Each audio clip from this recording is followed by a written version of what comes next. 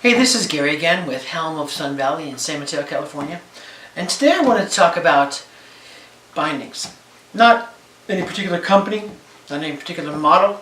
What I want to talk about, what separates a performance binding from a lower performance binding. So essentially there's two different things, two different aspects of a performance binding.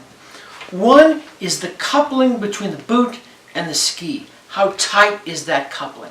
And two is the elastic travel or the shock absorption that's built into bindings. That's the ability to absorb shock. So to discuss the first aspect, which is the coupling between the boot and the ski, those are done by two factors. One is the material that's in the binding, and two, it's the overall design of the binding. And with skis getting wider, that lateral coupling is more and more important. Because if you want to roll a wide ski over on edge, it takes more leverage to do that and puts more stress inside that binding. So as a binding gets more expensive and becomes a higher performance binding, generally you're going to go from plastic at the low end to maybe some plastic and metal, and then to all metal. And so that's one thing that gives you better coupling.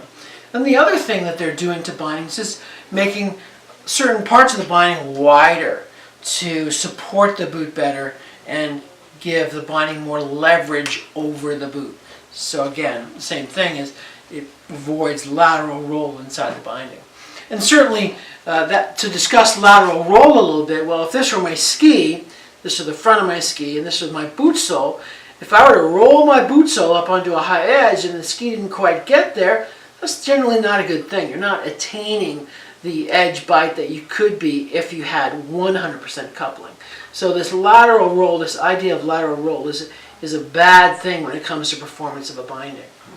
So the second aspect of a performance binding is shock absorption. And what is shock absorption? Well, some people call it lateral travel, shock absorption, things like that. And essentially what it is the ability to move off center and return back to center. Have both at the toe and the heel. Way back when they started to first develop safety bindings, they didn't have shock absorption at all. You moved 1 millimeter off to the center and you were coming out of that binding. And they found that in order to stay in the binding without shock absorption, you had to crank the settings really high, and then of course you suffered more injuries to your leg and knee. Then they started building shock absorption into bindings and found that with that ability to absorb those high load, low time duration shocks, you could lower the binding setting, and then when you had a slow twisting fall, high time duration, low force, you were more likely to come out of your binding and protect your knee and not break your leg. So they started building shock absorption into bindings. So then it became, how much shock absorption can we build into a binding? Right now, the most shock absorption in a toe piece might be 40 millimeters of elastic travel, and the least might be around 12 or somewhere like that. And at the heel, it might be 12, and in other bindings, the highest amount of shock absorption might be upwards of 20, something like that. So the more shock absorption you have, the better. Also, along with shock absorption, we have to quantify how quickly that returns to the center again. If the boot moves out and lags coming back, that's not a good thing. Generally, that's going to result in premature release. So we want it to come back very quickly with a lot of force, both at the heel and the toe. So the third aspect of shock absorption is longitudinal elasticity.